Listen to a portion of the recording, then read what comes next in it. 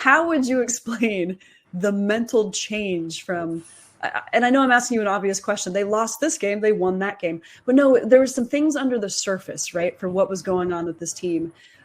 What did you observe in both locker rooms? Emotional whiplash is a great way to say it, Kerith, because it was a complete 180. This team was embarrassed. They got it handed to them in OKC by the champions. I thought one of the most interesting comments last night in San Antonio was from Jimmy Butler, just talking about, yeah, how OKC handed it to them and that they were humbled. Him using the word humbled as a veteran like him who has been there and done that, who has been on the biggest stages. That spoke volumes to me. And this team, they had some big meetings after that loss.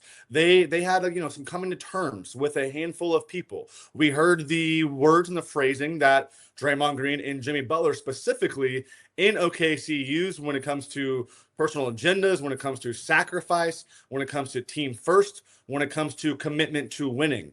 This was really interesting to me because then you come out in OKC after OKC, in San Antonio, and you have a slow start.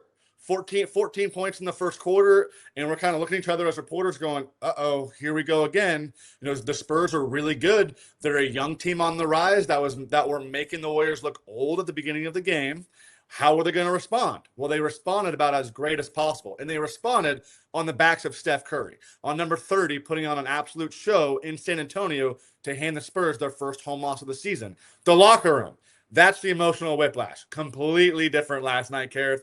Draymond was feeling it after that performance that he had guarding Victor Wembanyama after the win, and it did feel like everyone was focused on everything that we need to do to win. They're going to win. And it was the vets winning it. It was a Steph game. It was a Draymond game. It was a Jimmy Butler game. And it was a GP2 coming out of the shadows game. So I think that's what was huge to me is that the young guys, they pay attention to everything that these guys say, everything that they do. Like, those are their leaders. Those are their vets for a reason. And I think they carried them and were the perfect example of what just one night can do for a team.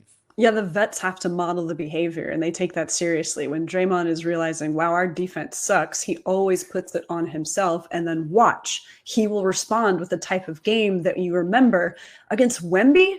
Like against Wemby, that Draymond Green is one of the best defenders in this league still at his age. And if Steph is feeling like, man, I was sick, I didn't quite have it, my shot was off, I was turning the ball over a lot, look at what he responded with. And I do want to point out, Dalton, because when you're talking about the storylines coming out of that OKC loss, sure, the Warriors ran into the best team in the league. Everybody has been getting buzzsawed by OKC. They have the MVP. They are excellent. But it's always, how did they lose? They didn't look like they were ready to play. After hearing from previous losses, we need to bring the energy and effort. It looked like this culmination of a lot of problems, turnovers, no stops for the Warriors. And this was on display, as Jimmy said, in a humbling way. And then I go back to what Draymond said about the commitment to winning, right? Question, if everybody was feeling the commitment to win. Wait a minute, we're hearing that after game 12 of the season? Big time uh-oh alarms were blaring. And then thankfully, the Warriors followed that up with this win against the Spurs, the second best team in the West. Yeah, because again, it's alarming. That's a red flag after 12 games to be using those kind of words. And I think it's because they understand their mantra this year is to meet the moment.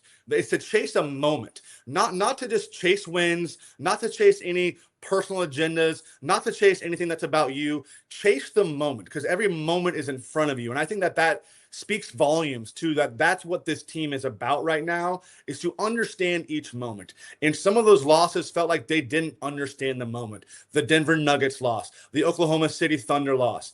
Two great teams, but they weren't meeting the moment. And then, of course, we understand the losses previously against the Pacers and the Bucks, just completely different, obviously, than the Nuggets and the Thunder, but just didn't meet the moment in those games for what those games required. So I think it was a message to some young guys, no doubt about it, but it was more so a we message and a team message more than anything else, because this is all going to start with the veterans first, but the young guys have to be able to do their part to withstand an 82-game season. The schedule gets much easier after this crazy 17 game span, and especially once the calendar flips. So they know that they can't create bad habits right now and let it spiral out of control and then go, okay, well, now the schedule's getting easier. Now we can get going. Well, okay, well, now are we the 11, the 10 seed? Are we 4 games under 500? That's the thing, is they need to create an identity now. They need to create good habits now and then let those carry them forward.